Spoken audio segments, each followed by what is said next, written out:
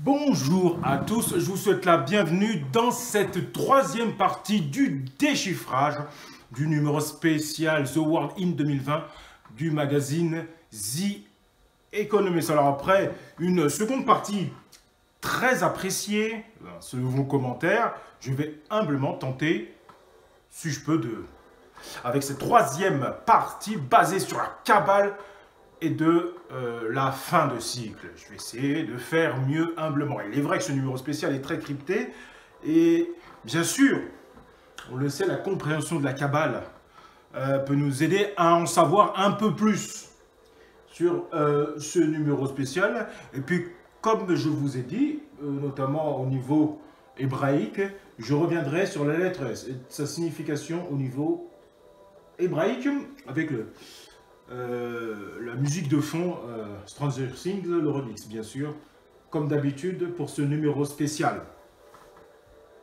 Alors, bien sûr, toujours, grâce à Movie Maker, hein, on peut à tout moment s'arrêter et naviguer à travers les économistes pour trouver des liens, comme d'habitude, si j'ose dire, humblement, tranquillement. Hein, c'est un décryptage humble et c'est toujours intéressant pour le collectif.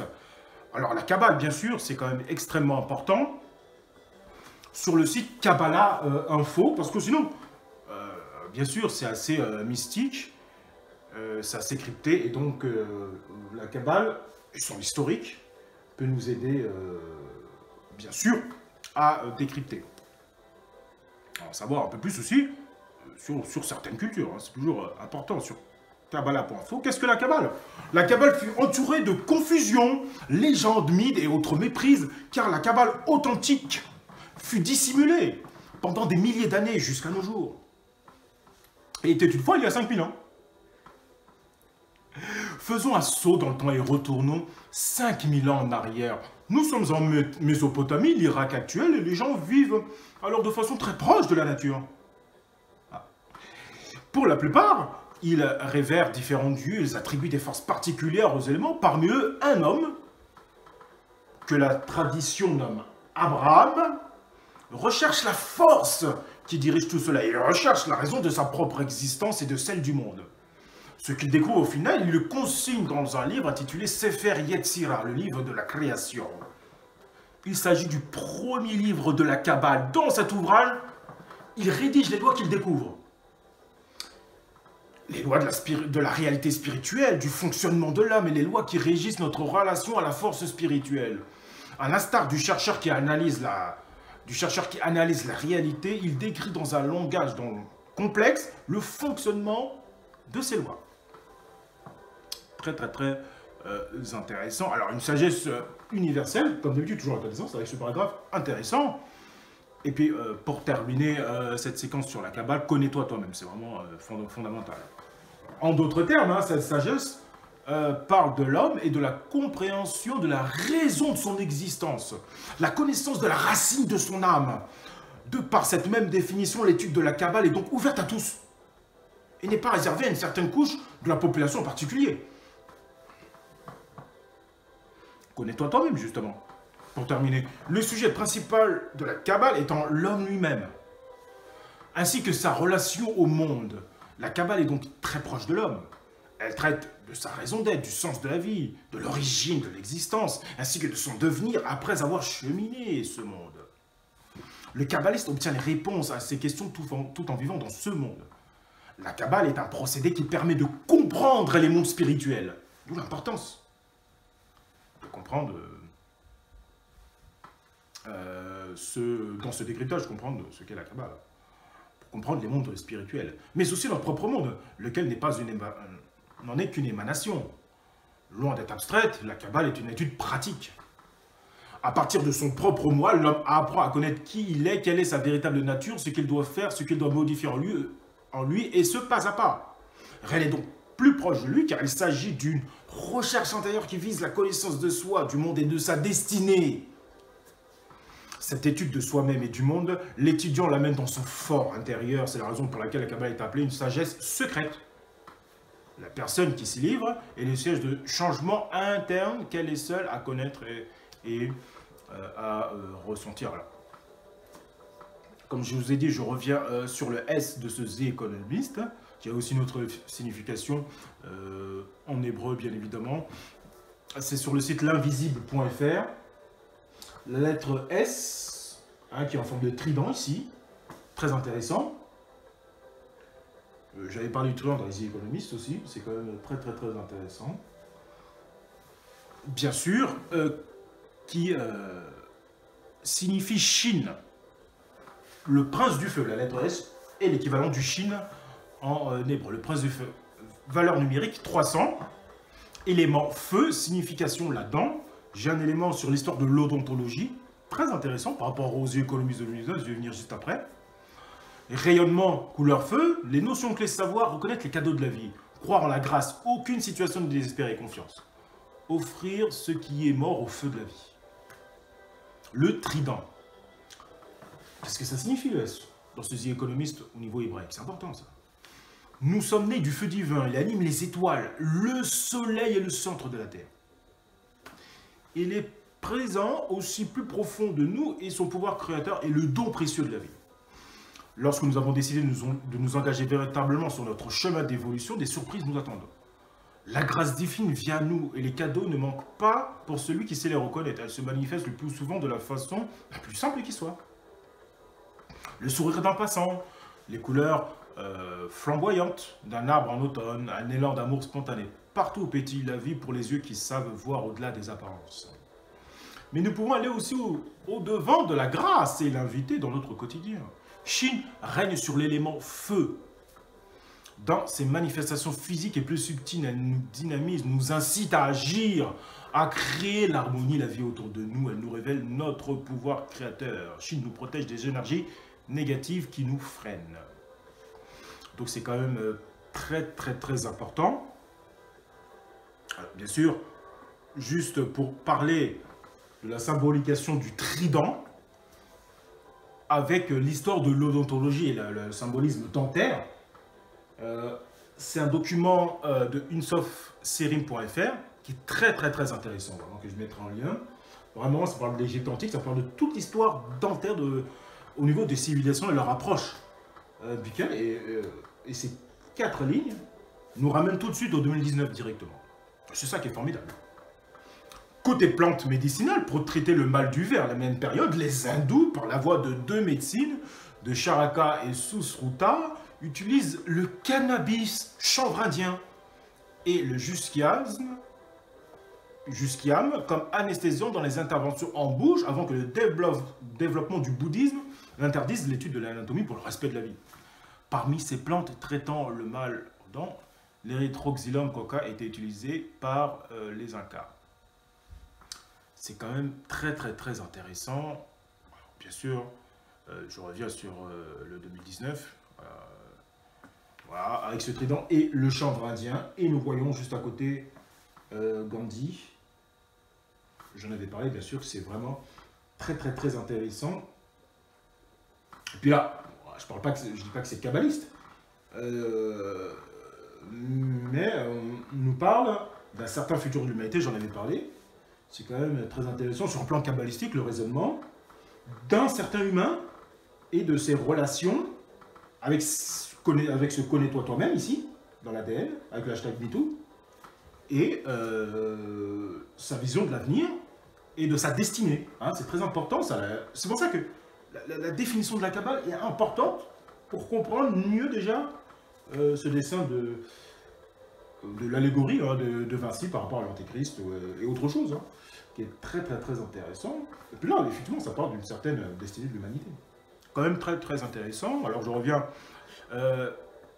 sur la Kabbale, bien sûr, avec le site La Guématrie, bien sûr, j'en avais parlé, et je disais que dans cette troisième partie, j'avais parlé de la Guématrie, qui est très important, qui est l'art du déchiffrement kabbalistique, si j'ose dire. Voilà. Alors ici, c'est un tableau, on voit les lettres, notamment ici la lettre Shin, qui correspond au nombre 300. Voilà, c'est un peu comme ça. Voilà. La lettre Aleph qui correspond au A, le Bet qui correspond au B, etc. Avec les valeurs numériques changeantes. Et je vais expliquer là rapidement. Alors on ne voit pas forcément bien, hein, la guématrie.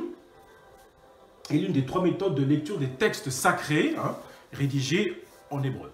Elle permet de rapprocher des mots dont la somme des lettres qui les composent est identique. Ce procédé est possible car en hébreu, il n'existe pas de chiffres et chaque lettre de l'alphabet est associée à un nombre.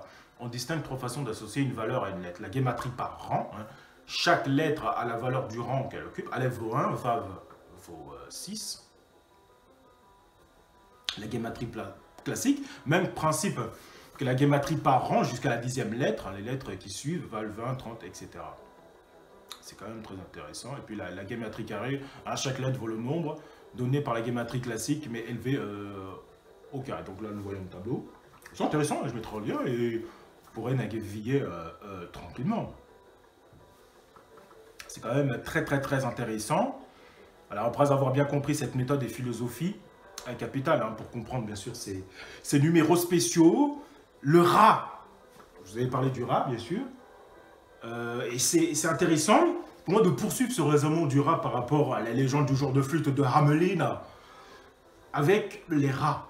Et j'ai voulu continuer cette suite pour donner une petite suite finalement au raisonnement et savoir où ce Ra et son symbolisme nous mène par rapport à l'année chinoise du Ra, l'année du Ra de métal, bien évidemment.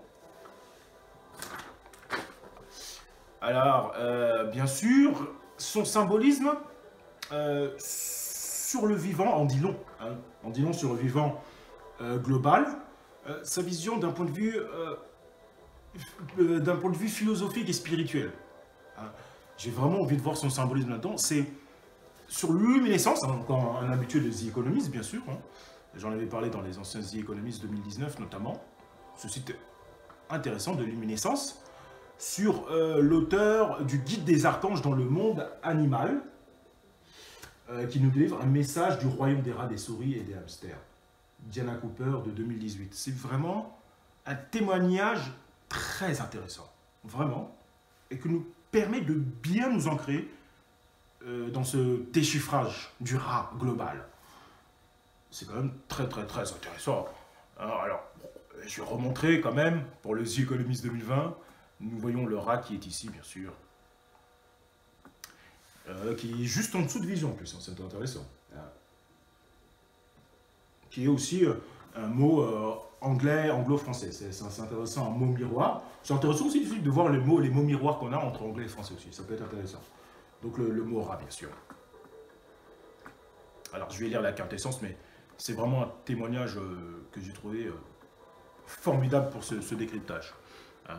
C'est fantastique, vraiment. Si vous vous sentez incompris, souvenez-vous que votre vie a un but suprême. Poursuivez-le, aussi difficile que cela puisse paraître, et l'univers vous apportera la reconnaissance et les honneurs qui vous sont dus quand le temps sera venu. Ça fait le lien aussi avec la Kabbale et les autres religions. C'est fondamental. Une de mes amies, qui visitait un centre de beauté, a été choquée en voyant les déchets et les ordures qui jonchaient le sol. Elle s'est sentie gênée pour ceux qui étaient responsables de se laisser aller. Elle était sur le point de partir. Saint, une petite voix dans sa tête lui dit « Et qu'en est-il des déchets psychiques créés par tes pensées de jugement que tu laisses à cet endroit ?» Elle s'est alors arrêtée, complètement abasourdie, en constatant la justesse de cette déclaration. Chaque fois que quelqu'un a des pensées négatives basées sur la colère, la peur, le jugement ou autre, elle reste ancrée en attendant d'être transmutée. D'où le site transmutatis, extraordinaire. Tout comme les déchets psychiques dont nous nous débarrassons doivent disparaître et être éliminés. Les rats sont des créatures très évoluées, très intelligentes, avec de grands cœurs. Ils viennent de Neptune. Il y a des milliers d'années, l'âme supérieure des rats s'est avancée à la suite d'une demande pressante d'aide.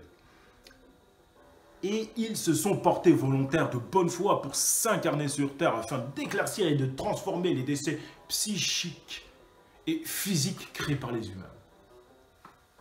Pour ce faire, ils emportent les ordures dans leur corps, puis transmutent et purifient toutes les énergies négatives. Ce travail de service hautement spirituel a été apprécié par les humains et l'univers. Ce système a parfaitement fonctionné pendant des siècles. La récompense pour leur aide et la gratitude qu'ils recevaient, ceux qui gardaient leur cœur ouvert et les leçons apprises qu'ils pouvaient emmener avec eux lorsqu'ils retournaient sur Neptune. Malheureusement, alors que les humains ont accordé moins d'attention à leur environnement, c'est en lien par rapport à l'histoire abrahamique, c'est intéressant. Ils se sont mis à produire de plus en plus d'ordures et à créer plus de déchets jusqu'à ce que les rats ne puissent plus supporter la situation. Les rats ne pouvaient plus transmuter la grande quantité de déchets. Ils ont décidé de demander à Neptune d'envoyer un contingent supplémentaire de rats pour les aider. La gratitude que ressentaient les humains est alors devenue de l'aversion. Les rats absorbaient tant de négativité provenant des humains que des maladies ont commencé à se développer dans leur corps. C'est très actuel. Les humains ont eu peur d'attraper la maladie de Weil. L'aversion s'est alors transformée en peur et en haine. Les gens ont alors décidé qu'il y avait trop de rats et qu'ils devaient être exterminés. Une bataille a donc commencé entre les rats qui essayaient de remplir leur mission et les humains qui voulaient les faire disparaître sans prendre la responsabilité de trouver une solution pour les déchets et la négativité qu'ils créent. À présent, les rats vivent eux aussi dans la peur, ce qui les empêche de transformer, de purifier, de transmuter les basses énergies en amour. Il est temps pour nous de reconnaître la mission de l'âme des rats et ce qu'ils essaient de faire pour aider la planète. La première démarche consiste à prendre la responsabilité du traitement des déchets que nous créons aussi bien sur le plan physique que sur le plan psychique. C'est un discours formidable. C'est implacable, si j'ose dire. C'est formidable et implacable. On a un ressenti, et quand on lit ce discours sur les rats, c'est absolument formidable. Ça rejoint aussi par rapport à la Kabbale et la connais-toi toi-même, etc. Tout est lié. C'est ça la spiritualité. Les religions en parlent aussi. D'autres religions en parlent. Hein, je vais y revenir postérieurement dans cette vidéo. Cette compréhension spirituelle du rat est très importante pour la suite, car bien évidemment, c'est l'année du rat de métal. Et le site Junmen nous donne des éléments cycliques et élémentaires, comme d'habitude la quintessence. Alors, sur l'année du rat de métal, Yang, c'est quand même intéressant. Au niveau du rat, vision spirituelle du rat, par rapport à l'humanité, on voit en 2019, on a une humanité qui est un peu dégénérée, c'est clair, selon Vinci, c'est clair. Et puis, là, nous avons le rat d'un côté, et le rat de métal, qui fait référence à ça aussi sur le 2020, le rat de métal. Le métal, c'est quelque chose à analyser dans ce décryptage. Parce qu'on a à la fois rat et à la fois métal. Donc ça peut nous emmener dans un raisonnement très intéressant. Alors j'enlève la quintessence comme d'habitude. Tranquillement, hein, quittons les soubresauts de l'année 2019 pour voir pleinement la nouvelle année 2020 qui s'offre à nous. Le nouvel an chinois sera fêté le 25 janvier 2020. Cette année chinoise 2020 sera sous l'influence du rat de métal Yang. Et de plus, nous entrons dans une année longue de 383 jours. Selon la tradition chinoise, le rat souris est le premier signe chinois des 12 existants de l'astrologie chinoise. Il est souvent décrit comme ambitieux, prompt à s'emporter et passionné. Les natifs de l'année du rat, que nous voyons ici, s'entendront bien avec le singe et le dragon, mais très mal avec les natifs de l'année du cheval. Le rat est décrit comme un animal intelligent, rusé, et comme étant le plus doué des 12 animaux de l'astrologie chinoise. Son humour et son esprit lui permettent de se sortir des situations les plus difficiles. Je vous ai expliqué pourquoi le rat facile. L'année 2020 ouvre un nouveau cycle de 12 ans, 2020-2032. Et là, on rentre dans un raisonnement cyclique. Et c'est ça qui est intéressant dans les Economist. En commençant par une année métal. Yang. Attention aux décisions hâtives prises sans concertation, mais c'est en même temps l'occasion de redémarrer de nouveaux projets, d'essayer d'atteindre vos objectifs de vie. Ne perdez pas trop de temps en réflexion utile, avancez. La réflexion, c'était en 2019. C'est quand même intéressant. La jonction, si j'ose dire, qu'on peut avoir avec la spiritualité, etc. Tout est lié, c'est très clair. Alors, pour terminer, je vais lire les quatre derniers paragraphes. Au niveau de 2020, et qu'est-ce que ça peut nous dire sur cette année? C'est important. Le maître mot de l'année sera tranché, coupé.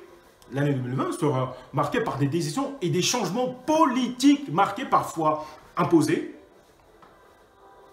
Merci, le confinement, notamment. Cela ne plaira pas à tout le monde, confinement, mais il faut bien avancer parfois au prix de certains sacrifices, confinement. Le métal, c'est aussi séparer le bon grain de l'ivraie.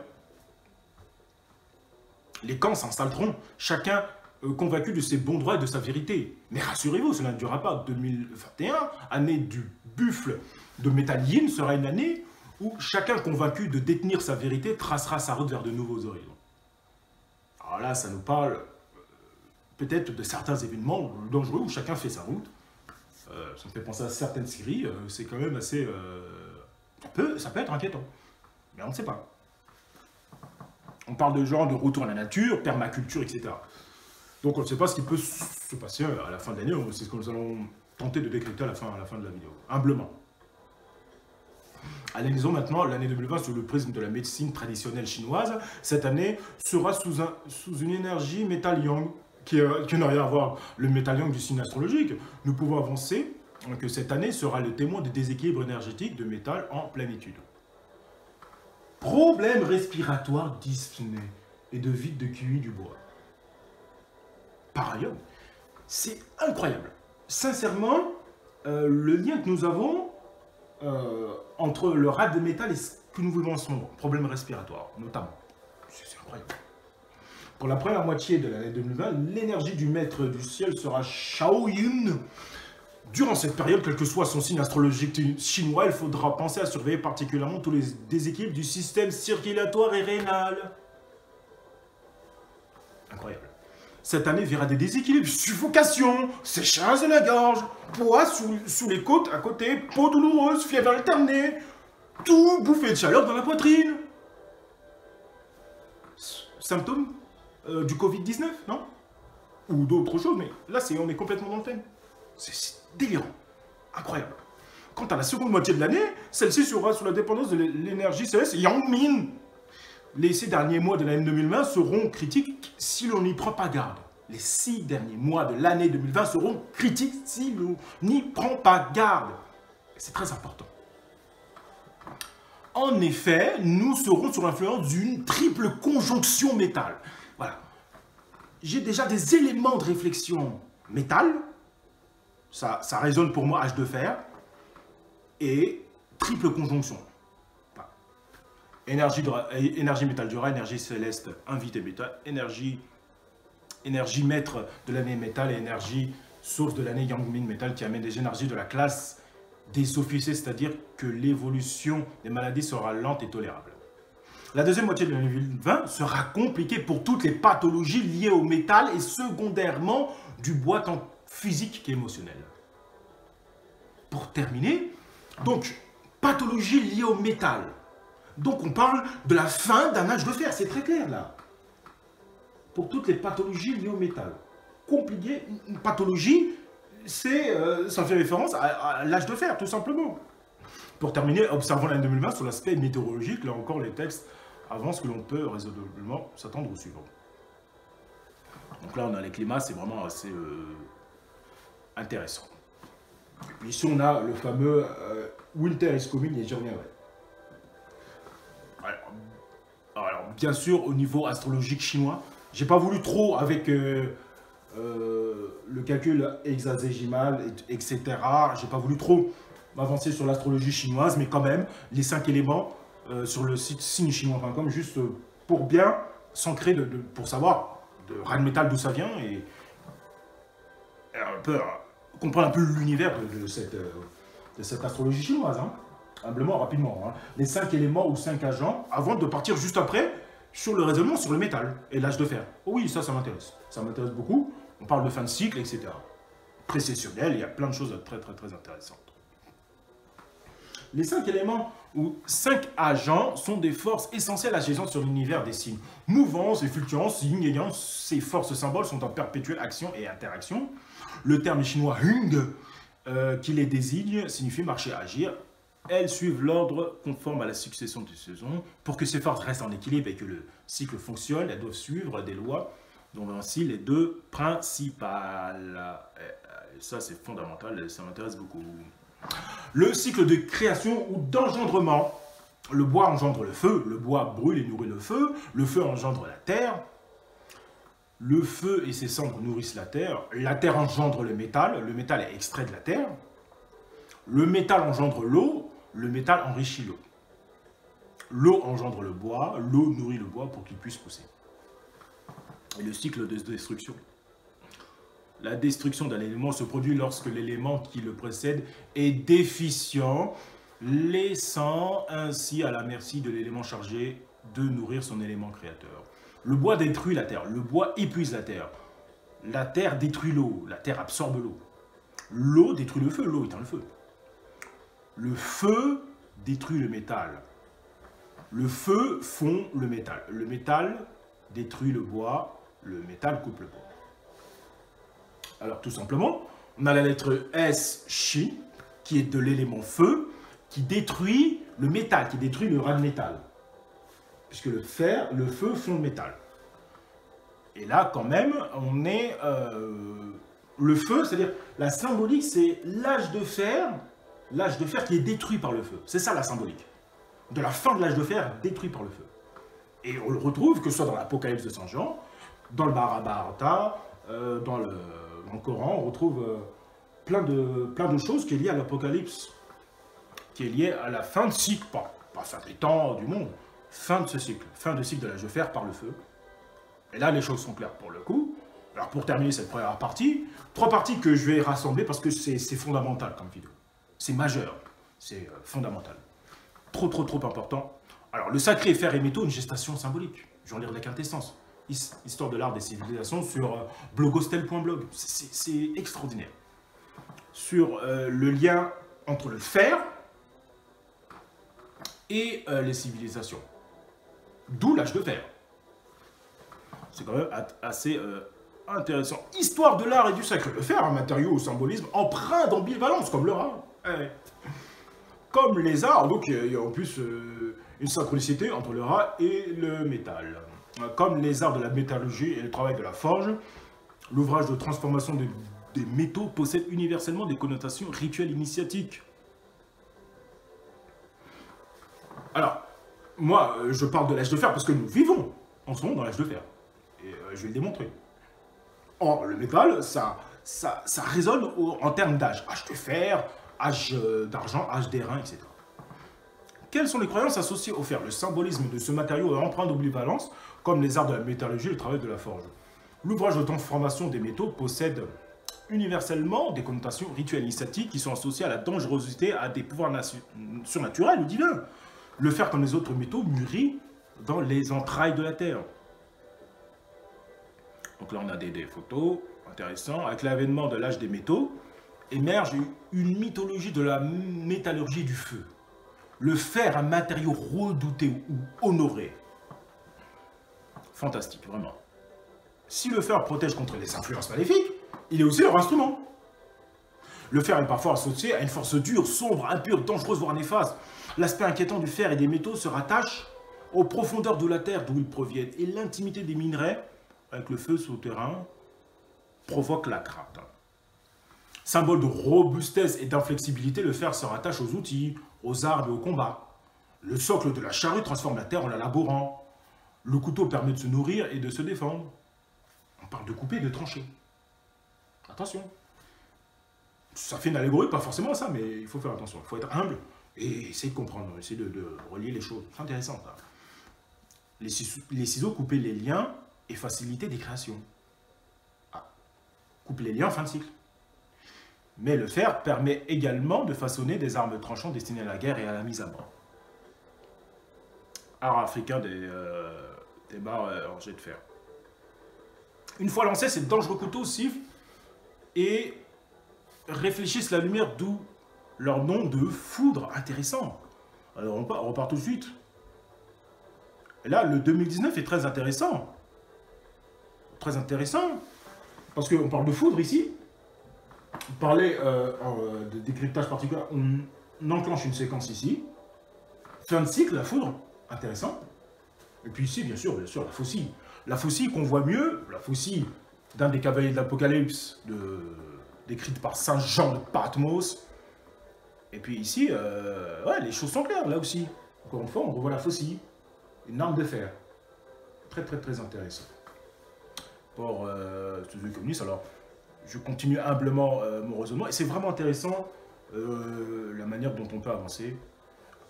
On peut s'arrêter humblement et être le plus didactique possible pour le collectif. Le fer, un minerai vil ou impur. Dans la tradition biblique, le fer est considéré comme un métal vil et impur, on le voit bien avec l'Apocalypse. L'utilisation d'outils en fer est interdite dans la construction du temple de Salomon, et le métal est prohibé dans les hôtels hébreux. J'en ai parlé du monde judaïque. En Chine ancienne, le fer est considéré comme un minerai vulgaire. Il s'oppose aux métaux nobles comme le cuivre et le bronze. En Inde, le travail du fer se rattache à des divinités secondaires. En Égypte ancienne, le fer est associé à 7 divinités ténébreuses et adversaires du lumineux Horus. Ou un minerai bénéfique, terrestre ou céleste. Dans d'autres cultures, au contraire, le fer possède une valeur sacrée et positive. On l'attribue parfois une origine météorique et céleste.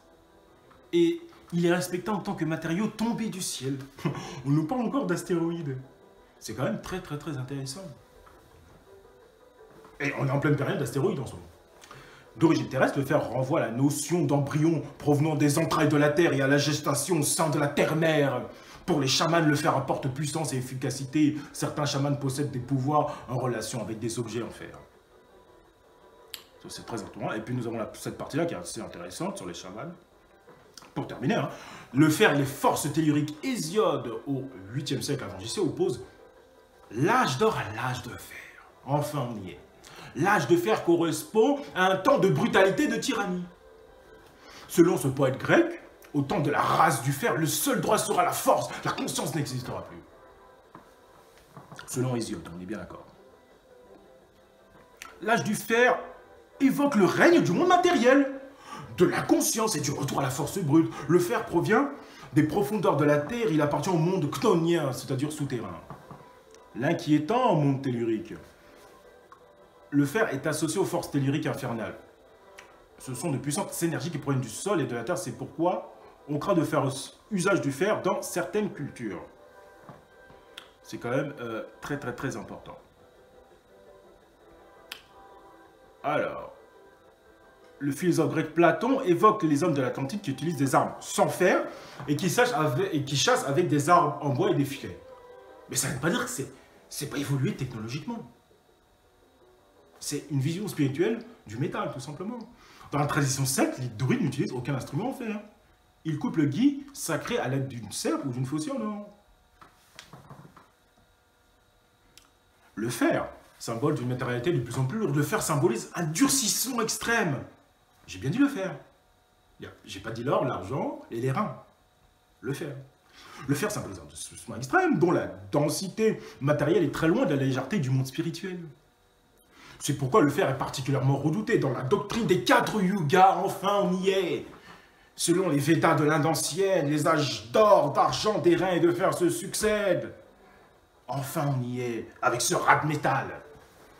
L'idée est celle d'un épaississement progressif du monde. Il s'agit d'un monde de plus en plus matérialiste et de moins en moins spirituel. L'âge du fer symbolise un âge dur et l'aboutissement d'un cycle dont l'âge du cuivre ou des reins serait l'avant-dernière étape. Donc c'est vraiment fondamental de comprendre ça. Et puis en deuxième partie, bien évidemment, je parlerai enfin de l'âge de fer et surtout du Kali Yuga. Enfin. Et les travaux exceptionnels de René Guénon. Merci, à tout de suite pour la deuxième partie. Me revoilà dans cette seconde partie, dans cette analyse symbolique du métal et son implication cyclique. Nous avons comme compréhension l'âge de fer qui correspond bien évidemment au Kali Yuga. Bien évidemment, humblement, je veux en savoir plus sur la fin de cycle que nous vivons. Justement, nous avons un très grand auteur français, philosophe, intellectuel entre autres, et qui est une figure inclassable de la littérature française. C'est René Guénon qui a étudié le cycle humain et les âges du monde.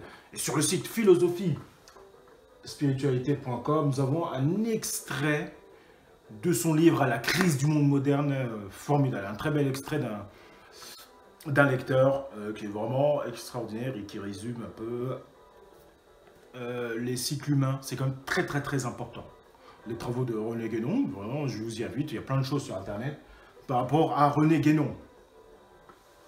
Bien évidemment, là c'est implacable, hein, je vais lire l'intégralité, c'est formidable. Très très très très bel auteur. La doctrine hindoue enseigne que la durée d'un cycle humain auquel elle donne le nom de Manvatara se divise en 4 âges qui marquent autant de phases d'un obscurcissement, excusez-moi, graduel de la spiritualité primordiale. Ce sont ces mêmes périodes que les traditions de l'Antiquité occidentale de leur côté, désignées comme les âges d'or, d'argent, d'airain et de fer. C'est une transposition. L'âge de fer, qui correspond au Kali Yuga, qui est un âge du Manvatara. Nous sommes présentement dans le 4e âge, le Kali Yuga, ou âge sombre, et nous y sommes, dit-on, déjà depuis plus de 6000 ans. C'est-à-dire depuis une époque bien antérieure à toutes celles qui sont connues dans l'histoire. Classique, bien sûr. Depuis lors, les vérités qui étaient autrefois accessibles à tous les hommes sont devenues de plus en plus cachées et difficiles à atteindre. Ceux qui les possèdent sont de moins en moins nombreux, et si le trésor de la sagesse non humaine, antérieur à tous les âges, ne peut jamais se perdre, il s'enveloppe de voies de plus en plus impénétrables, qui le dissimulent au regard et sous lesquelles il est extrêmement difficile de le découvrir. C'est pourquoi il est partout question, sous des symboles divers, de quelque chose qui a été perdu, en apparence tout au moins, par rapport au monde extérieur, et que doivent retrouver ceux qui aspirent à la véritable connaissance. Mais il est dit aussi que ce qui est ainsi caché redeviendra visible à la fin de ce cycle, qui sera en même temps en vertu de la continuité qui relie toutes choses entre elles, le commencement d'un cycle nouveau.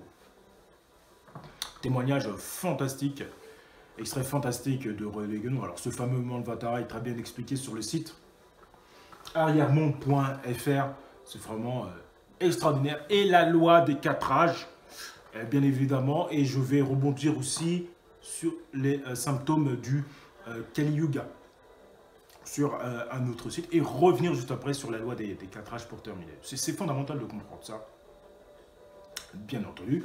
Alors, je voulais rebondir concernant Jésus-Christ et Mohammed, les prophètes, sur mon portable. Que dit-il par rapport à cette fin de cycle? Mon peuple périt faute de connaissance, puisque toi tu as rejeté la connaissance, je te rejetterai de mon sacerdoce, puisque tu as oublié l'enseignement de ton Dieu, à mon tour, j'oublierai tes fils. Donc ça parle bien, dans l'évangile, ce que dit le Christ, de ce Kali Yuga, faute de connaissance, etc. Un autre passage de René Guénon, très intéressant. À ce sujet, René Guénon rappelle cette parole du prophète de l'islam. Avant l'Adam que nous connaissons, Dieu créa 100 000 Adams. Donc, pour le prophète Mohammed, ça prouve bien les cycles. Il démontre les cycles à travers ce passage-là qui est extrêmement important. Bien évidemment, ce sont des initiés, des grands maîtres, et qui parlent de fin de cycle à leur façon, selon le message qu'ils donnent à l'humanité. C'est quand même une partie importante et intéressante. Alors l'hindouisme, dans la tradition judéo-chrétienne et dans la tradition hindoue, 4 grands temps, 4 cycles sont dédiés à l'humanité qui recouvrent un temps cosmique de 64 800 années solaires. Selon le cycle, ça s'appelle Manvatara.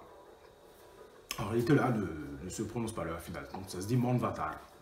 Les mythes et écritures rappellent aux hommes qu'il existait un paradis sur Terre. Cette époque du paradis terrestre est plus connue sous le nom de l'âge d'or, et pour les hindous, Krita Yuga. Le temps cosmique de 64 800 années, Manvatara est divisé en 4 grandes périodes. L'âge d'or, l'âge d'argent, l'âge d'airain ou de bronze, l'âge de fer. Ces âges de durée inégale répondent à une proportion qui n'est pas due au hasard. Celle des tétractyles. Pythagoricien 1, 2, 3, 4. Les secrets de la tétractie, c'est l'addition des 4 premiers chiffres qui conduit naturellement au 10. Le 10, c'est écrit qui devient la clé de toute chose. Dans le Manvatara actuel, égal à 64 000 ans, ou 10 fois l'âge de fer, nous remarquons que nous chutons toujours un peu plus si l'on se tient à la déperdition de temps observé pour chaque période et si l'on s'en tient au symbolisme rattaché à chaque âge.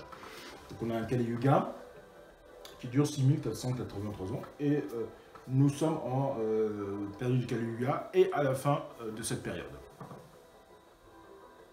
C'est quand même très intéressant. Alors de la première période de l'âge d'or, 25 920 ans, commence une décroissance fixe d'âge en âge correspondant à chaque fois à un dixième de la totalité du temps cosmique, c'est-à-dire 6480 ans. Il est dit que l'âge d'or est gouverné pratiquement pour sa totalité par la tendance cette fois qui signifie bonté.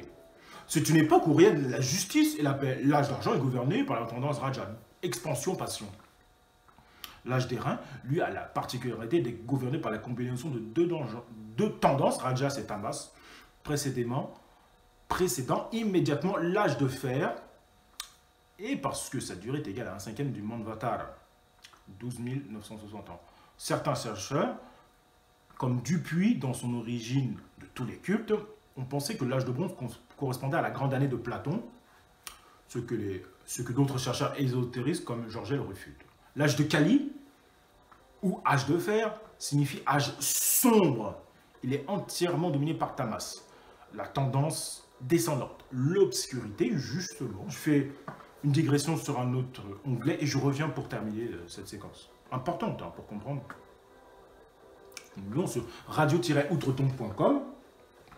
Les symptômes du Kali Yuga écrits il y a 6000 ans. C'est quand même très important et très intéressant. Alors bien sûr, au niveau de la cosmologie chinoise, fin de cycle, c'est-à-dire le feu qui fond le métal, donc fin de l'âge de fer par le feu. Là, cette image illustre bien ça. Même dans l'hindouisme, tout est relié de toute façon. J'en l'air avec intéressant, c'est vraiment très important. Les hindous croient que la civilisation humaine dégénère spirituellement au cours du Kali Yuga qui est dénommé l'âge sombre, car durant cette période, les gens sont aussi éloignés que possible des dieux. L'hindouisme, souvent, représente symboliquement la morale dharma comme un taureau. Alors ça m'intéressait le dharma parce que ça fait référence à une grande série sur 2 saisons, malheureusement, sur 6 saisons, c'est la série Lost 2006-2007, les 2 premières saisons, qui est un phénomène de société sur les 2 premières saisons. Plus de 30 millions sur ABC aux États-Unis, c'est du jamais vu pour une série américaine, hein, très clairement, puisque la série Lost, justement, Dharma Corporation, ça fait répercussion, c'est en lien à la fin de cycle Lost. C'est-à-dire la chute d'un avion, la perdition des gens perdus qui se remémorent, qui font des flashbacks et qui sont perdus sur une île, les airs. Là, on était rentré dans une logique de fin de cycle pour la série. Le scénario, la qualité d'écriture est remarquable. C'était parti pour la plus grande série jamais connue. Et puis ça s'est arrêté au niveau scénaristique, parce qu'on expliquait trop aux gens la fin de cycle. Et c'était trop précis. Et la série Lost est vraiment extraordinaire par rapport à ça, les 2 premières saisons. Et le Dharma, justement, fait référence à ça dans la série Lost. En Satya Yuga, Krita Yuga, la première étape du développement, le taureau a 4 pattes, mais la morale dans chaque âge est réduite d'1 quart. À l'âge de Kali, la morale est réduite à seulement 1 quart de celui de l'âge d'or, de sorte que le buffle du Dharma n'a qu'une patte. Alors, bien évidemment, je vais en lire la quintessence, comme je disais. Alors, bien sûr, hein, pour terminer, au cours des âges, ici, l'ancienne sagesse était transmise oralement et ne fut mise par écrit en sanskrit qu'aux environs de 500 ans avant notre ère. Ces textes sacrés nous donnent une idée des 3 autres cycles du temps, transmis au départ oralement. Les textes étaient mémorisés fidèlement et légués de génération en génération. Nous ne possédons plus une telle maîtrise de la mémoire. C'est vrai, on l'a bien vu dans la série Lost. Imaginez-vous mémoriser des livres entiers.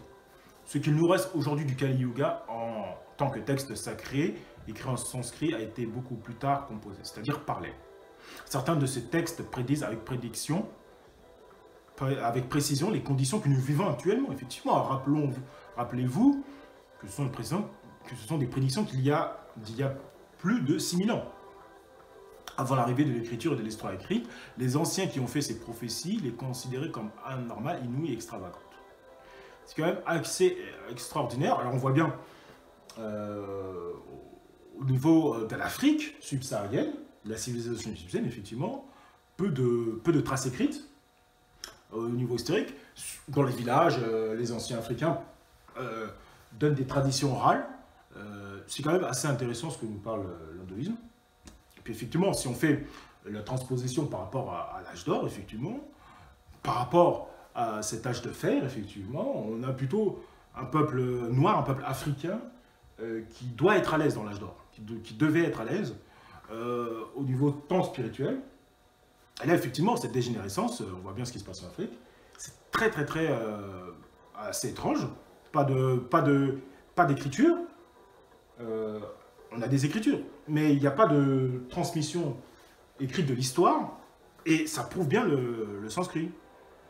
L'écriture, on peut tous en avoir, on peut tous en faire, mais c'est quand même important cette partie du sanskrit et de l'hindouisme qui nous rappelle cette réalité historique.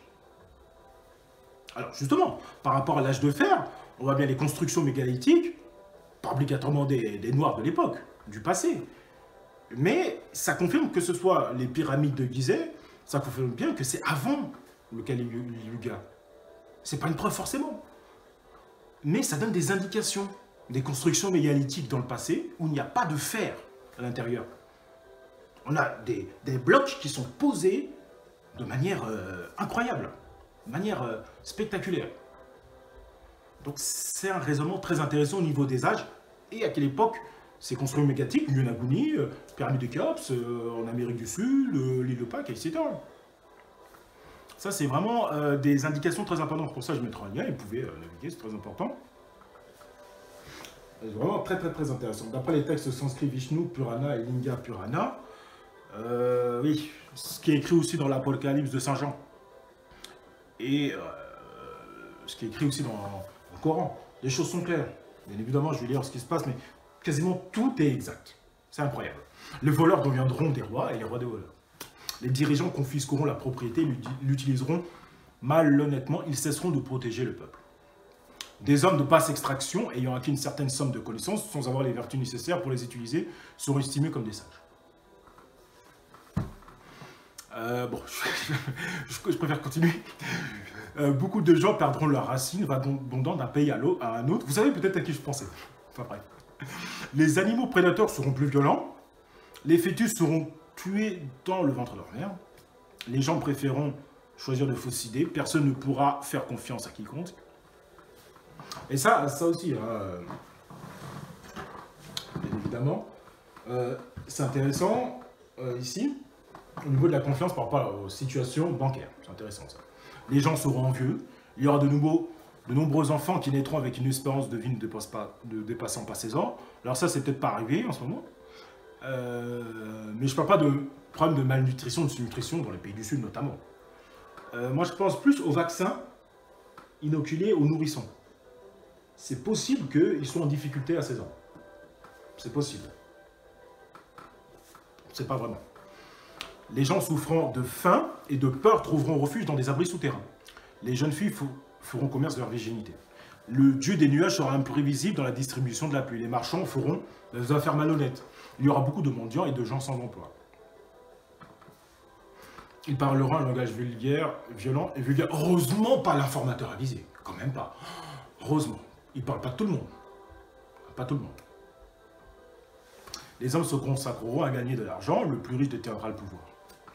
Là, les choses sont claires. Les chefs d'État ne protégeront plus le peuple, mais à coup d'impôts, s'approprieront toute la richesse. L'eau manquera. De la nourriture précuisinée sera rapidement à disposition. Et oui, ce sont des sources. Malheureusement, ces détails décrits difficilement ont de plus en plus de sens. Je suis tout à fait d'accord. Je suis tout à fait d'accord. Je reviens sur l'arrière-monde, qui est vraiment très, très, très intéressant. Je vais lire deux séquences très importantes pour bien comprendre cette fin de cycle. Pour bien comprendre de quoi on parle. Les 25 920 ans de l'âge d'or et premier âge du Manvantara actuel ont été rattachés d'emblée à une période idyllique. Et la question est pourquoi? Après étude, il apparaît que cette mesure de 25 920 ans est servie d'une unité de base pour établir un cadre temporel, une sorte de grande horloge cosmique à l'humanité. Horloge cosmique, mais aussi horloge saisonnière, car l'âge d'or a été comparé à un éternel printemps par Ovid, ce qui s'ensuit. L'âge d'argent figure l'été, le bronze l'automne et notre âge de fer l'hiver.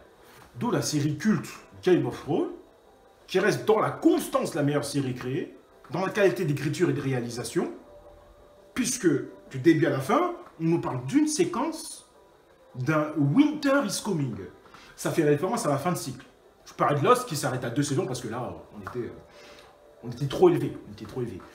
Mais Game of Thrones, ça a peut-être une 8e saison un peu en difficulté, mais c'est pas grave. Ça reste une bonne fin. Je raconterai pas, mais en tout cas, le Winter is Coming parle d'une fin de cycle, d'un mal qui s'approche, avec les fameux marcheurs blancs. C'est quand même une allégorie intéressante à cette fin de cycle, c'est absolument formidable. Il n'y a absolument rien à dire, c'est très clair et net par rapport à la série Game of Thrones, là c'est très clair.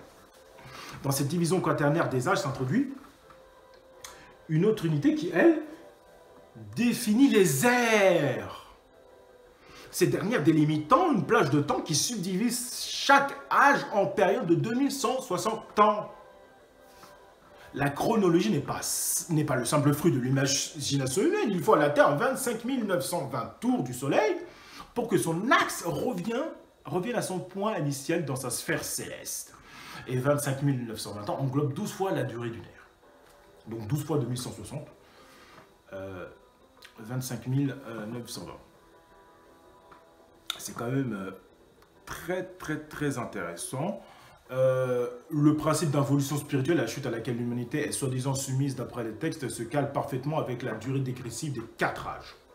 En effet, chaque âge perd l'équivalent en temps un âge de fer. Là, on voit bien le calcul. Et bien évidemment, pour terminer cette séquence d'aujourd'hui jusqu'à la fin de l'année, c'est fondamental ici, extraordinaire. Aujourd'hui, l'humanité achève l'âge de fer tendance Thamas. C'est la fin, le déclin. Le début de l'âge de fer coïncide avec le déluge de Noé, qui est en fait un remake d'un cataclysme beaucoup plus important qui précéda notre Manvatar actuel, avec comme principal acteur Satyavarata, l'équivalent de Noé. Effectivement, le prophète Mohammed parle aussi de plusieurs Adams dans le passé. Là, c'est clair. Tout se recoupe. C'est implacable. Lui aussi a construit une arche, il est devenu le Manu régent de notre humanité. D'autres cataclysmes se sont produits auparavant, toujours en relation à des tournants majeurs des cycles. Gaston Georgel parle d'un grand bouleversement à la fin de l'âge d'or, fin qui correspond plus ou moins à la fin de tendance Satoire. Pythagore, qui avait conscience de ces changements fondamentaux, de ces bascules par lesquelles l'humanité doit passer, appelait ces barrières, ces forces transitoires, les phases du temps, les murs du temps. Revenons à notre âge de fer, 6480 ans, qui comprend 3 ères, 3 fois 2160 ans, qui s'associe pour chacune d'elles à des naissances de civilisation, avec l'ère du taureau, sont nées les civilisations égyptiennes et hindoues, avec l'ère du bélier, la civilisation gréco-romaine, avec l'ère des poissons, le christianisme. Donc là, on est à la fin d'une ère. On n'est pas en l'an 2160, certes, mais peut-être que le 21 décembre 2012 initie, sur plusieurs décennies, une séquence intercyclique. À chaque passage d'un cycle à un autre, comme d'un sous-cycle à un autre, le cycle finissant contient les germes du cycle futur et le cycle débutant contient toujours les résidus du cycle passé. Il y a le plus souvent un chevauchement des deux tonalités qui marquent les deux cycles concernés pendant une période plus ou moins longue. C'est ça dont je parle. C'est ça que nous vivons au jour d'aujourd'hui, je vous parle. Un chevauchement des deux tonalités qui marquent les deux cycles concernant pendant une période plus ou moins longue. C'est ce que nous vivons en ce moment. Ceci est valable même lorsque nous avons affaire à un de ces murs du temps décrits par Pythagore. Nous vivons actuellement un instant du temps cosmique extrêmement rare puisque nous avons le privilège d'être les spectateurs d'une double fin. La fin d'un âge, l'âge de fer, l'âge du Kali Yuga, et la fin de l'ère des poissons. C'est quand même formidable. Bien évidemment, alors justement, nous sommes à la fin du Kali Yuga, qui est l'âge de fer, et aussi celle de l'ère des poissons. Pour terminer cette deuxième partie, il est intéressant de comprendre ce chevauchement cyclique et son phénomène précessionnel sur webron.fr, l'ère du Verseau, qui va bientôt commencer 2160, pas forcément 2160 pile. C'est pas non plus la minute près, si j'ose dire. Mais on y est en tout cas. c'est ça que les gens doivent comprendre. C'est pour ça que c'est une vidéo majeure et fondamentale. Je vais en lire la quintessence, pas la totalité, mais la quintessence, pour être le plus didactique possible pour terminer cette deuxième partie. Alors, depuis quelques années, et d'ailleurs ça rejoint le décryptage final partie 6 de Vinci, concernant ses travaux sur les cycles zodiacaux, les 12 apôtres sur son tableau de la scène. C'est quand même important. Depuis quelques années, on entend beaucoup parler de l'ère des poissons, qui se termine pour laisser place à l'ère du Verseau. Mais de quoi s'agit-il au juste? Il s'agit d'un phénomène astronomique découvert depuis 120 ans avant Jésus-Christ. C'est un changement de cycle très important pour notre planète, puisqu'il correspond à la fin d'une période de 25 920 ans, appelée aussi année galactique. Alors, rapidement, juste pour comprendre, et ça vient à l'envers, si vous voulez, au niveau des signes astrologiques. Taureau, deuxième, Bélier premier, et Poisson dernier, et ensuite Verseau, etc. Capricorne, etc. On est bien d'accord. C'est important, juste... Alors, une année galactique, hein, justement, 25 920 ans, hein, c'est appelé aussi une année galactique. Une année galactique est la durée nécessaire pour que notre système solaire fasse un tour complet sur lui-même. Elle se divise en 12 mois. Donc un mois galactique correspond à une ère de 1160 ans.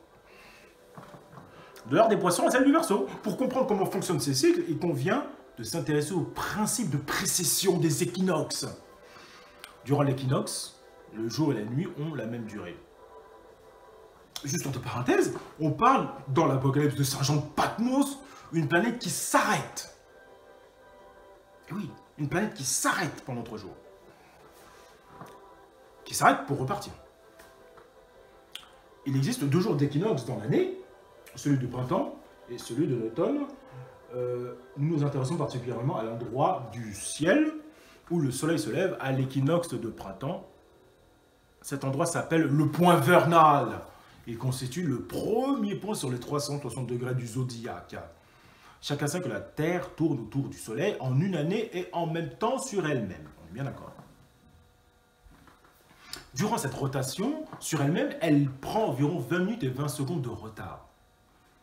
C'est très important. Ce retard implique que le Soleil apparaît au point vernal 20 minutes et 20 secondes plus tard chaque année. Ainsi, le point vernal ne se retrouve pas tout à fait au même point, donc au même endroit dans tous les ans. Il rétrograde d'1 degré tous les 62 ans. C'est quand même très important. Donc, 20 minutes et 20 secondes chaque année, 72 ans, ça fait 1 degré. On est bien d'accord. Alors, bien évidemment, humblement, j'ai voulu représenter la précession des équinoxes avec cette chose-là de couture qui représente la Terre. Alors, c'est pas très rond, hein, certes, mais c'est pour vous expliquer. Bien évidemment, ce stylo, ça représente l'axe incliné de la planète, puisque la planète n'est pas comme ça, elle est inclinée au niveau de son orbite, elle tourne sur elle-même, on est d'accord? Et elle tourne autour du Soleil, bien évidemment. Alors, ce qui est intéressant à comprendre, c'est le retard qu'elle prend. Pourquoi elle prend du retard? Bien sûr, elle tourne autour du Soleil. Et justement, il y a la gravité qui n'est pas expliquée. C'est compliqué scientifiquement de comprendre ça, au niveau de la gravité et sa vélocité. Mais elle prend du retard. Ce qui fait un phénomène de rétrogradation. Pourquoi? Parce qu'elle est inclinée comme ça, et elle met 27 220 ans pour faire cet axe de 360 degrés que nous voyons ici. Donc elle tourne sur elle-même 25 920 fois, et elle tourne comme ça chaque année, 27 920 fois, et elle fait cette rotation de 360 degrés, 25 920 ans. Comme une toupie. Vous faites tourner la toupie, elle tourne sur elle-même, mais elle fait une rotation qui implique justement cette inclinaison. Et du coup, à partir du moment où elle tourne toujours sur elle-même, bien sûr, mais elle fait 1 degré, donc c'est 72 ans, puisqu'elle prend du retard. Donc elle rétrograde. Puisque, comme elle avance comme ça, c'est quand même difficile à expliquer, j'ai voulu le plus didactique possible, puisqu'elle tourne autour du soleil comme ça. Mais le phénomène de rétrogradation, c'est que comme elle prend du retard, elle aura tendance à rétrograder de cette façon-là, puisqu'elle est attractionnée par le soleil. Donc elle rétrograde finalement au niveau de son orbite, pas de son orbite, de son axe de rotation. Donc elle doit faire une rotation du soleil, elle est attirée par le soleil, mais vu qu'elle a du retard, elle rétrograde. Vous voyez, ça fait ce mouvement-là finalement. C'est ça le phénomène de rétrogradation. Alors je ne sais pas si vous avez bien compris, parce que c'est pas évident, il y a d'autres vidéos qui expliquent ce phénomène-là. C'est quand même très intéressant de le comprendre. J'ai fait au mieux, hein, donc elle existe 12 signes zodiacaux, un tour sur la roue zodiaque. Donc là j'en ai parlé bien sûr des signes. On sait que le point vernal rétrograde d'1 degré tous les 72 ans. Pour rétrograder de 30 degrés un signe zodiaque, il mettra 2160 ans. Pour rétrograder de 360 degrés, il mettra 25 220 ans. Ainsi, le point vernal glisse actuellement sur le signe zodiacal précédent. Et nous sommes en train de passer au signe du poisson à celui du Verseau. Nous sommes arrivés à la fin d'un mois galactique. C'est-à-dire qu'on termine un cycle de 2160 ans. Parallèlement, nous achevons aussi l'année galactique, c'est-à-dire un cycle complet de 25 920 ans. Même si le 21 décembre est fréquemment cité, ils n'ont pas dit anime, après ils ont parlé de 2012. Mais le 21 décembre, j'y reviendrai en fin de cette vidéo. Et fréquemment cité, on ne peut pas parler de date précise pour ce changement d'air, puisque la transformation de la planète ne peut se faire du jour au lendemain. Elle s'étale sur plusieurs années. D'après les anciens calendriers mayas aztèques, l'année 2012 serait la date officielle la plus probable du passage dans l'ère du Verseau. C'est-à-dire la séquence de transition. Et c'est intéressant parce que non seulement il y a une chaîne où j'étais abonné, au niveau des kamites par rapport à la chaîne Tamiri, qui est une chaîne intéressante qui parle justement, j'en ai parlé dans la partie précédente, j'en ai parlé juste là. Et il y a aussi Démosophie qui parle de transition. Alors ça n'a rien à voir, c'est politique, certes, mais il y a quand même un raisonnement cyclique par rapport à la transition de la démosophie et du Conseil national de transition. Donc je suis abonné, que je regarde les vidéos qui sont assez intéressantes. Des Rifuri, les autres, tout le monde. Hein, voilà, c'est encore une fois très intéressant. Hein, alors, ainsi, d'après les calendriers mayas aztèques, la 2012 sera la date officielle pour le passage de la Verseau. Toutefois, chacun d'entre nous a sans doute constaté que notre Terre a déjà amorcé le changement que cette fin d'année de cycle implique. Comme l'a dit Malraux, l'ère du Verseau sera spirituelle ou ne sera pas. Il appartient donc à chacun de prendre conscience qu'il fait partie d'un tout et de s'appliquer à trouver sa place et sa mission sur cette planète. Je reviens encore sur la Kabbale. Tout est lié. Que ce soit bouddhisme, hindouisme, tout est lié. C'est toujours la même chose, toujours le même discours. D'une manière différente, avec un message différent toujours. Pour s'adapter à cette nouvelle ère, il ne sera plus possible de privilégier le monde matériel au détriment du monde spirituel. Oui, effectivement. Parce que c'est la fin du Kali Yuga, c'est la fin de l'âge de fer. Donc un nouvel âge d'or, voilà, un métal plus noble, moins strié comme ça, et donc ça laisse place à la spiritualité, à une légèreté, c'est-à-dire moins dure, qui laisse place à une spiritualité plus grande. Pour terminer la renaissance de la planète, là voilà, on voit les champs magnétiques, justement pour terminer la séquence, pour introduire la dernière séquence de la vidéo majeure, fondamentale.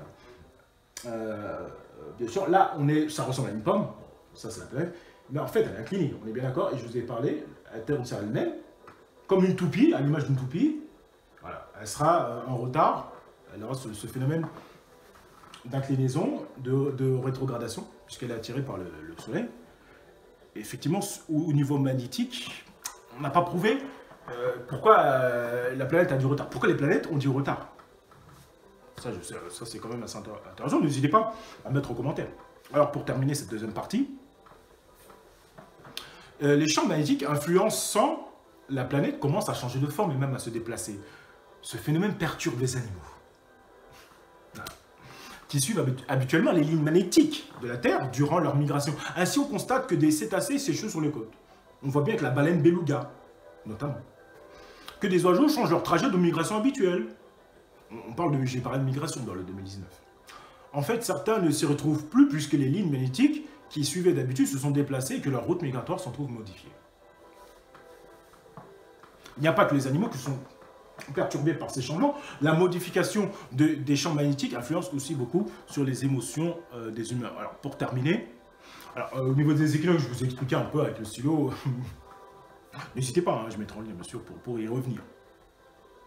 Pour terminer ces deux derniers paragraphes, la transformation actuelle de la Terre s'accompagne de la possibilité pour les humains de se transformer aussi, chacun ayant la possibilité d'éveiller sa conscience. Certains ont constaté qu'ils développent des facultés dont ils ne soupçonnaient pas l'existence jusqu'à présent. Ils ont l'impression d'avoir reçu des dons, comme la télépathie, la guérison physique, la communication avec l'au-delà, ou tout simplement un accroissement de leur intuition.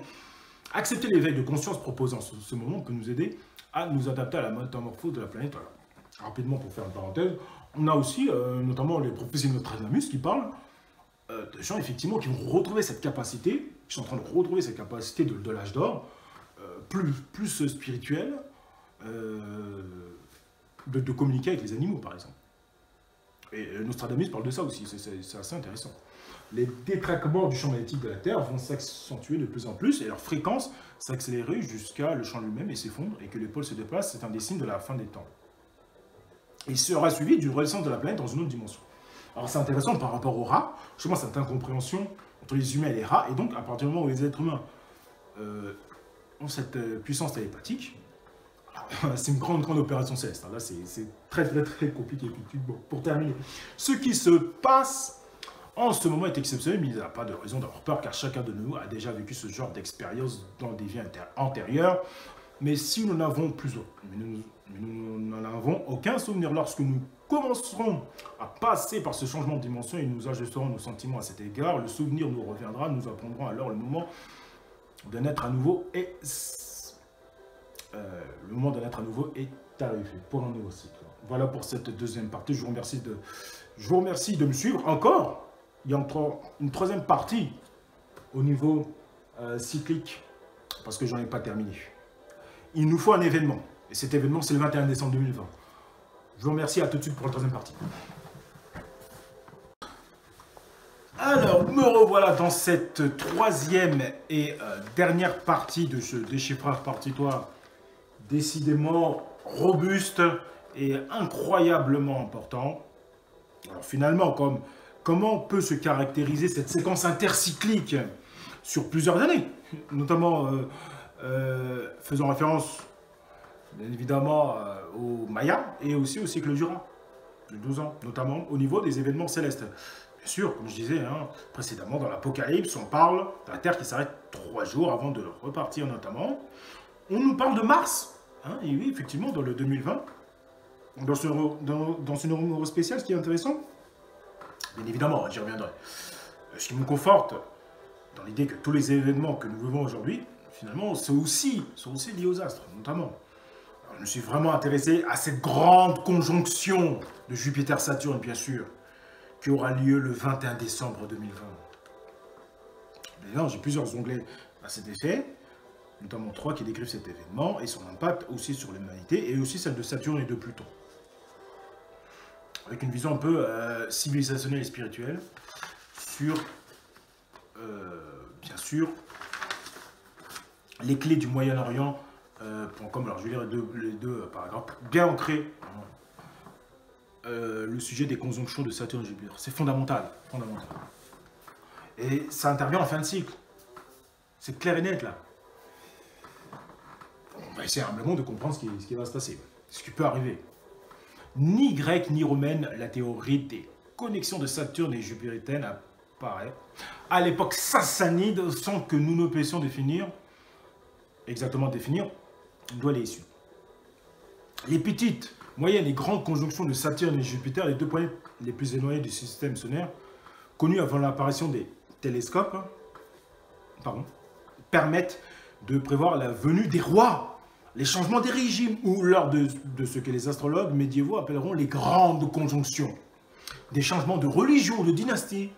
Saturne accomplit sa révolution sidérale en 30 ans, Jupiter en 12 ans. Les deux planètes se retrouvent en conjonction tous les 20 ans dans la même triplicité, petite conjonction. Tous les 240 ans, fin des 12 conjonctions dans la même triplicité, moyenne conjonction tous les 960 ans, retour au point de départ après 48 conjonctions dans les 4 triplicités. les conjonctions de Saturne et Jupiter sont considérées comme déterminantes de grands changements politiques, tant dans l'astrologie sassanide que l'astrologie musulmane elle-même après elle, voire notamment les Rasa al-Iqwad al-Safa, les épîtres des frères de la pureté. Pour terminer, l'hypothèse serait que les cycles de conjonction de Saturne et Jupiter sont issus d'une tradition mésopotamienne transmise par l'entremise des Parthes. L'utilité politique d'un tel système pour conforter une dynastie dans sa légitimité et face à un environnement qui pourrait devenir hostile de par la montée en puissance de nouvelles puissances politiques ou religieuses et précieuses. L'astrologie, la reine des sciences, pourrait avoir joué un rôle pour légitimer le pouvoir des autorités, s'appuyant sur le message délivré par les conjonctions de planètes bien avant l'époque sassanide. Depuis que les planètes ont commencé à tourner, ce message se serait transmis naturellement par l'intermédiaire de l'astrologue visionnaire aux rois élus et aux élites. Vous voyez? Vous pensez que cette phrase-là, elle est très importante pour comprendre qu'on ne vous informera pas de ce qui va arriver. Tout simplement. Or, à la fin de la vidéo, il y a une information de chef d'État qui est assez importante. Voilà. Pour le coup, on ne fera jamais de conférence de presse en vous expliquant il va se passer ci ou ça. Pas possible. Ils gardent ça pour eux et pour faire eux-mêmes leur changement politique de régime, d'où le nouvel ordre mondial, justement. C'est quand même très clair, là. Justement, sur Nesma TV, article intéressant sur la conjonction Saturne-Pluton et ses changements drastiques. Les changements drastiques à attendre. Un article du mois de janvier de 2020. C'est quand même très important aussi, Pluton. Le début d'une nouvelle décennie marque également, excusez-moi, le début d'un nouveau cycle astrologique passionnant pour ceux qui croient à la puissance des planètes et des étoiles. Le cycle de 2020 est appelé la transformation des planètes gigantesques Jupiter, Saturne, Pluton, ou tout simplement la grande transformation. En plus de ça. La grande transformation aura lieu quand les trois planètes entreront en conjonction, ce qui signifie qu'elles sont situées le long de la même ligne en vue de l'espace, en vue de la Terre. Selon l'astrologue Rachel Lang, cela pourrait signaler un changement dans les domaines politiques, financiers et personnels. C'est ce que nous voyons en ce moment. Là, c'est très clair. Ce transit ne se produit qu'une fois tous les 34 ans, c'est donc une période passionnante pour certains. Saturne et Pluton seront tous deux en signe de Capricorne, qui est souvent associé aux institutions gouvernementales, à l'économie et aux entreprises. Lorsque ces deux planètes les plus rigides, les plus froides s'alignent, les temps sont durs. La restriction et la limitation vous obligent à travailler dur pour changer quelque chose de particulier dans votre vie qui a survécu à son utilité. Très clair par rapport à ce qui se passe et le confinement. Il s'agit d'un processus lent et évolutif. Une conjonction planétaire majeure avec Saturne et Pluton aspire la peur.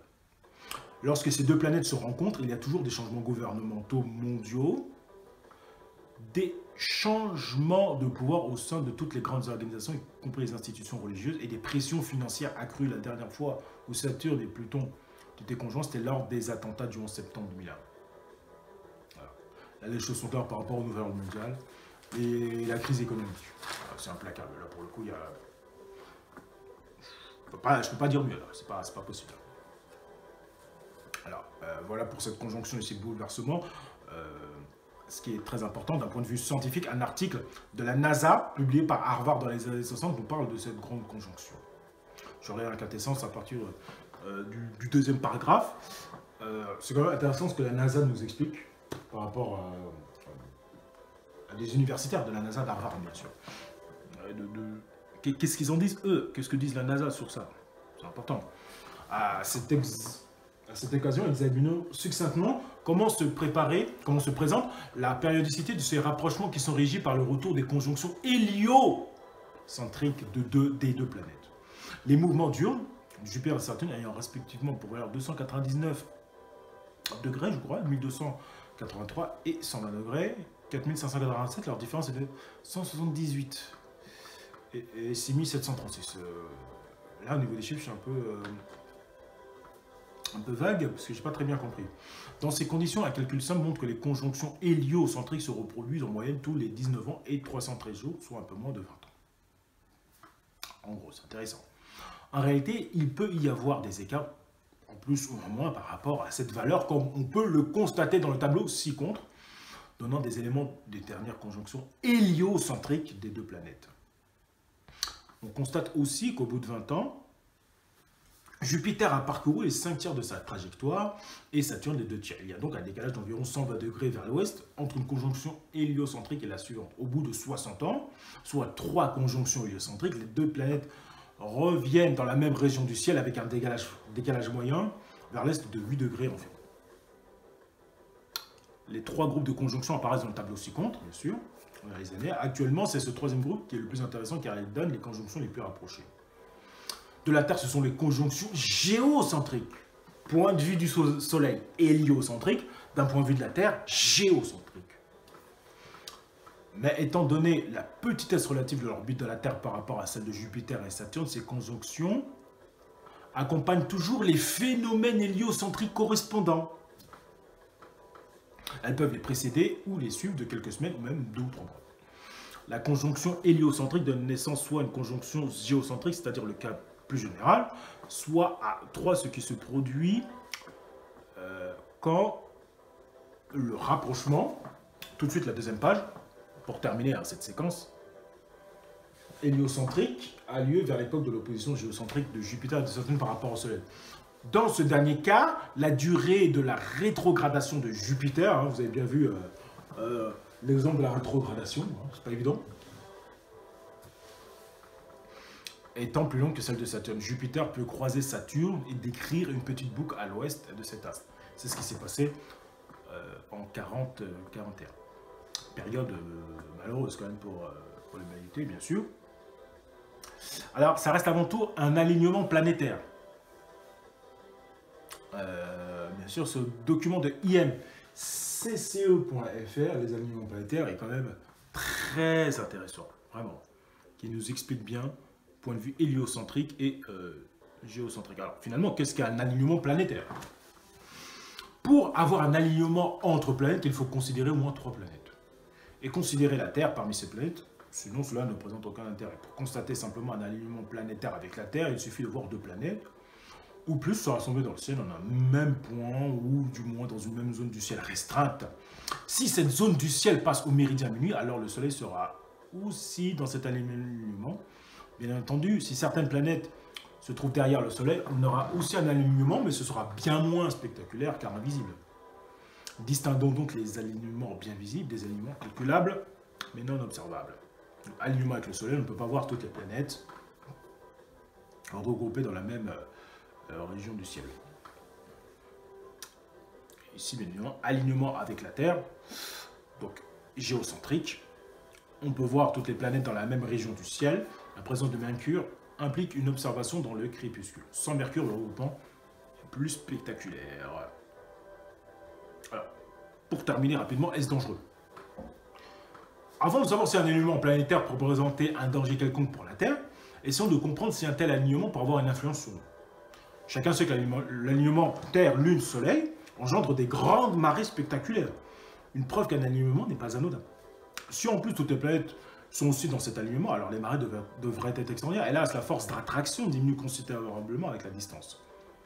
Le Soleil, malgré sa masse, presque 1 milliard de fois plus importante que celle de la Lune, exerce une force inférieure à celle-ci.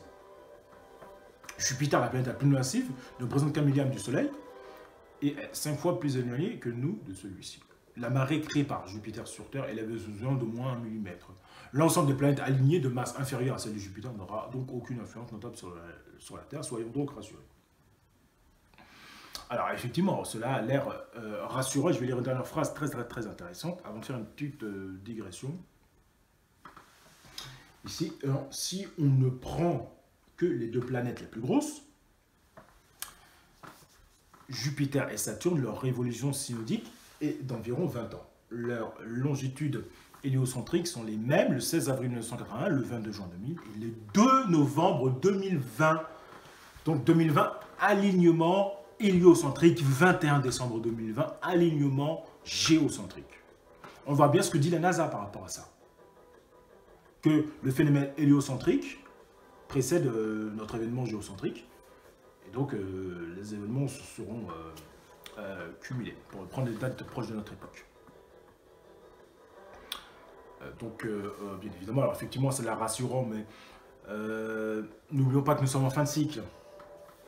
Et ils ne l'ont pas mentionné. Ils ne l'ont pas mentionné. Fin de cycle précessionnel. Et il y a une autre fin de cycle dont je parlerai juste après. C'est quand même. Et moi, ce qui m'intéresse, c'est le rôle de Jupiter et de Saturne. Alors, bien sûr, on dit que ça n'a rien à voir, mais par rapport à la Terre, oui, certes. Mais Jupiter et Saturne ont quand même un rôle par rapport au Soleil. Il faut pousser le raisonnement plus loin, bien sûr. Et ne pas s'arrêter. Sur le site anthropobiocosmologie.withflow.com, une analyse construite du rôle de Jupiter et de Saturne sur l'activité solaire. Mais avant ça, justement,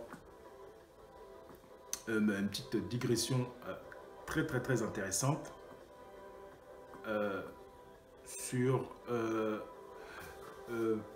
ce site fondamental, extrêmement important. J'adore ce site vraiment. Je l'ai en application. C'est le site Solar System Scope. Là, pour le coup, c'est vraiment une mise en scène des planètes avec les alignements. Alors, je mettrai en lien, il y a ce lien intéressant de cyclologie mondiale, cura.fruit.fr, et puis aussi astrogap.emonSite.com qui montre les alignements. Ce qui est intéressant sur le site de Solar System Scope, c'est qu'on a les dates et le positionnement des planètes selon les dates. C'est vraiment formidable. Et puis là, qu'est-ce que nous avons? Dates sans doute parmi les plus importantes de l'année avec la quadruple conjonction Soleil, Mercure, Saturne, Pluton, à environ 22 degrés du Capricorne.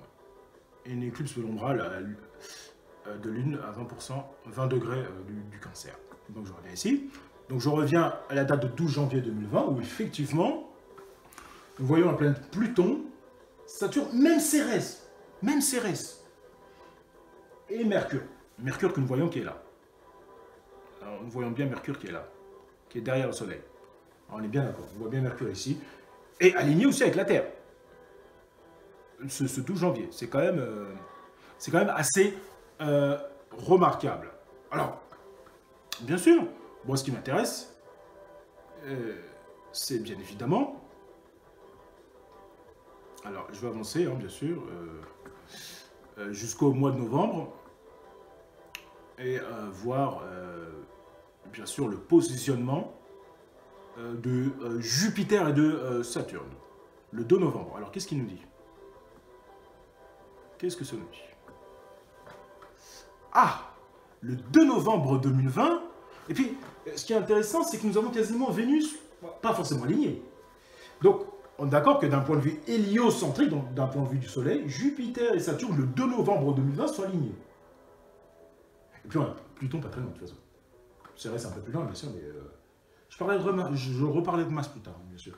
Mais Vénus, c'est à côté aussi, hein, pas aligné. Mercure aussi aligné. C'est quand même assez incroyable, ce 2 novembre. Hein, d'un point de vue héliocentrique. Donc, des événements, on ne sait pas lesquels, peuvent arriver, on ne sait pas. De tout ordre, que ce soit politique ou par rapport à la Terre. On ne sait pas les réactions qu'ils peuvent avoir là.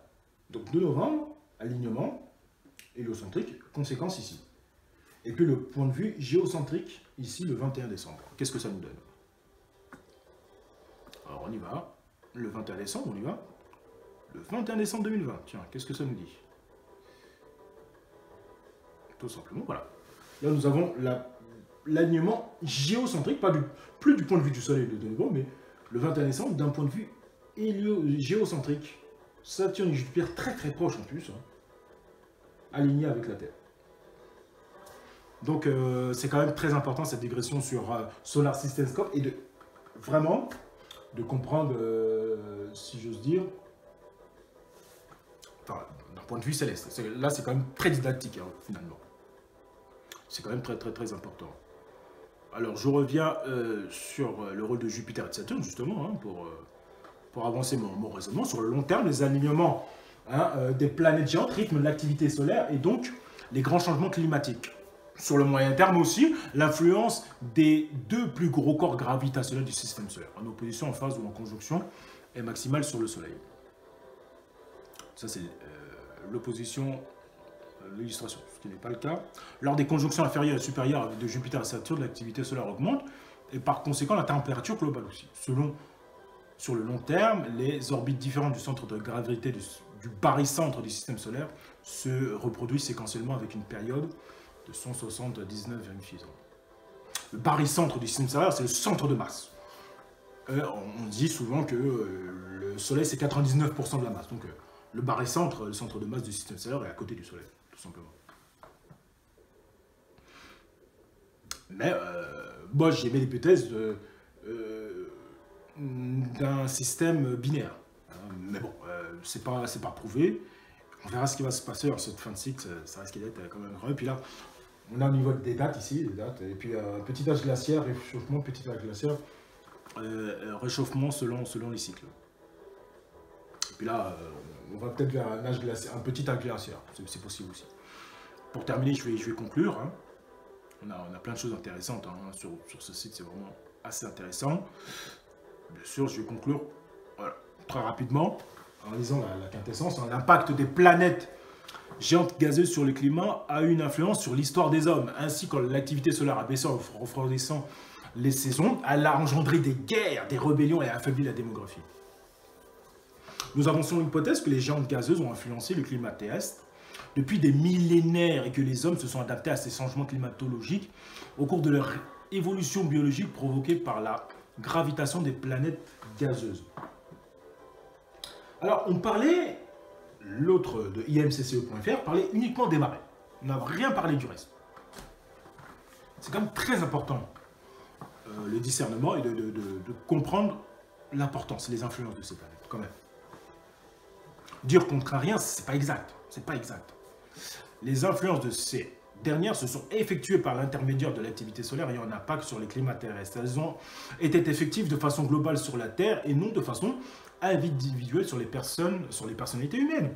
On peut s'interroger sur le rôle qu'a pu jouer la capacité humaine à observer les astres dans l'adaptation biologique des hommes à ces géantes gazeuses.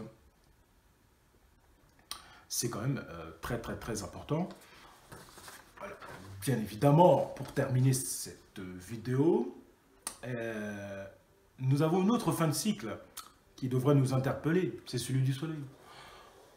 Fin de cycle, Kali Yuga, fin de cycle de l'ère des Verseaux, fin de cycle de Kali Yuga, fin de cycle précessionnel, fin de cycle de Poissons, conjonction Jupiter-Saturne avec Pluton en début d'année, et la fin de cycle du Soleil sur Wikipédia.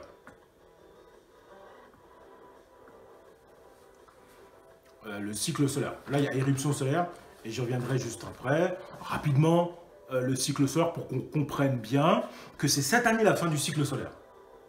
Et comprendre ce qui peut arriver en fin de cycle solaire, ce qui se passe au niveau magnétique.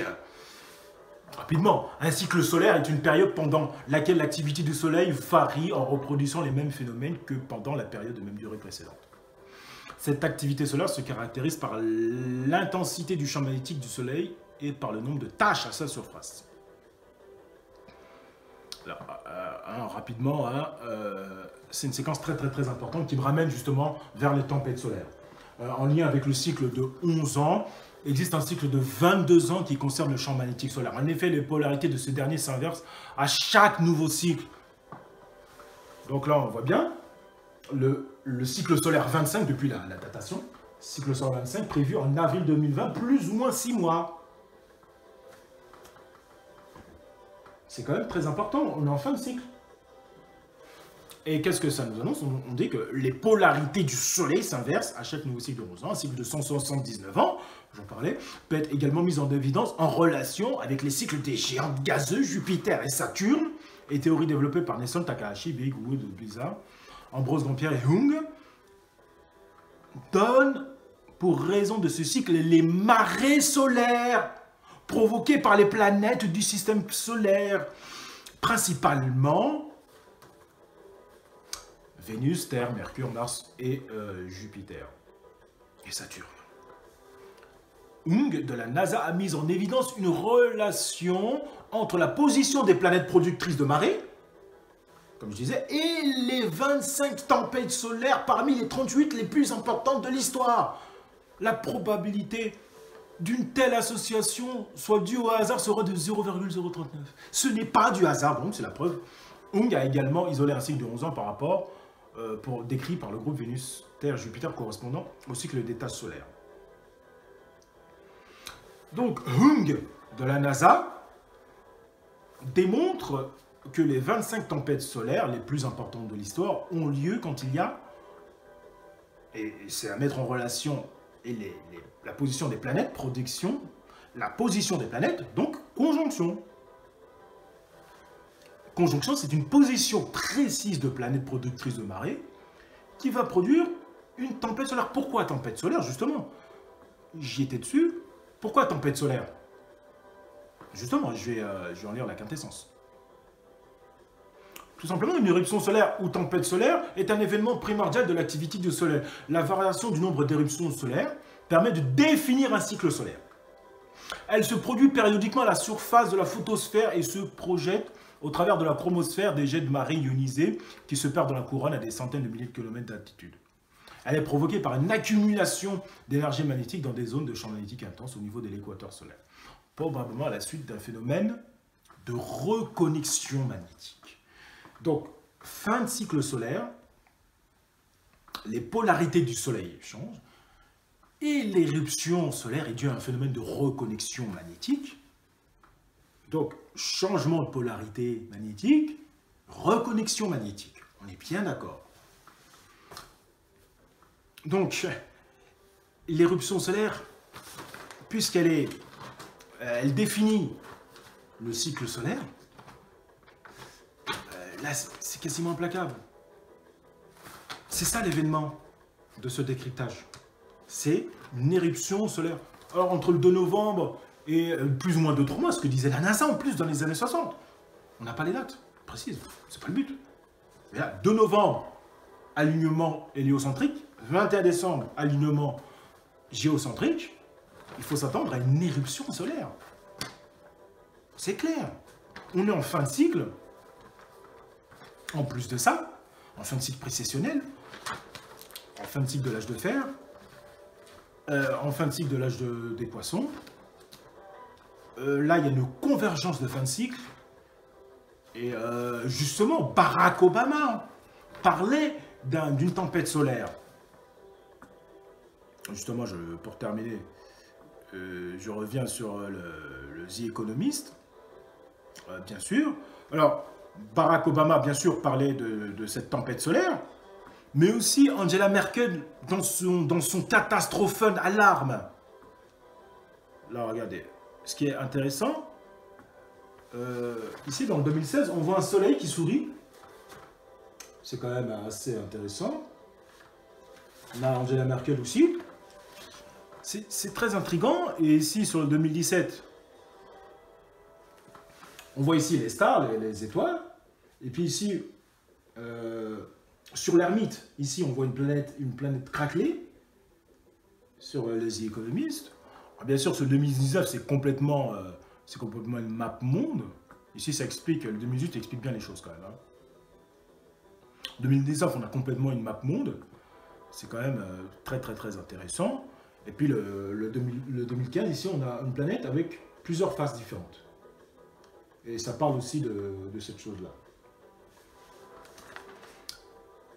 Donc, voilà pour cette vidéo. Éruption solaire. C'est quasi certain, parce que on est en fin de cycle du Soleil. Le Soleil est en train de basculer son magnétisme, au moment où je vous parle, et la conjonction Jupiter-Saturne va provoquer une éruption solaire, on ne sait pas de quelle intensité. Mais là, si Barack Obama et Angela Merkel en ont parlé, on ne sait pas quelle intensité. Et par rapport à l'âge du Kali Yuga, les chefs d'État ne vont pas parler de ça. On est bien d'accord. Donc je vous remercie de m'avoir suivi, c'est quand même la vidéo la plus longue que j'ai faite, la plus difficile à faire. Donc je vous remercie de vos commentaires, de vos retours, bien sûr, pour cette vidéo. Mémorable et extrêmement importante, qui résume un peu tout mon travail sur cette chaîne. Vraiment, c'est la vidéo la plus importante à partager à tout le monde, au plus grand nombre. S'il y a une vidéo à faire partager de l'informateur visé, c'est celle-ci, bien sûr.